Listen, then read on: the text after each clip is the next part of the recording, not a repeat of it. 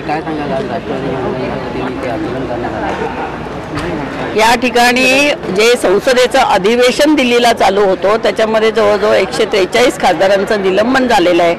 खासदार लाखो लोकांचे प्रतिनिधी असतात। या देशातनं वेगवेगळ्या राज्यातनं आलेल्या लोकप्रतिनिधींना जर तुम्ही निलंबन करून टाकाल, त्यांना जर बोलू देणार नाही, सुप्रियाताई सुळे असतील, आमचे कोल्हे डॉक्टर कोल्हे होते, आमच्या वरच्या हाऊसमधल्या वंदना चव्हाण ॲडव्होकेट आहेत, त्या होत्या, काहीच कोणी बोललेलं नाही। वंदनाताई तर फक्त उभ्या होत्या आपल्या जागेवर, तरी त्यांना निलंबन केलं गेलं।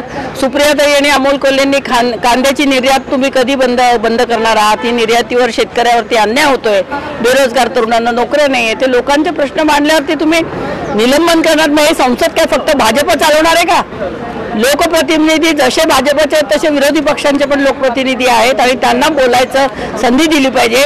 डॉक्टर बाबासाहेब आंबेडकरांनी या देशाला संविधान दिले, ते संविधान जर कोणी संपवण्याचा प्रयत्न करत असेल तर ही हिटलरशाही दादागिरी चालणार नाही।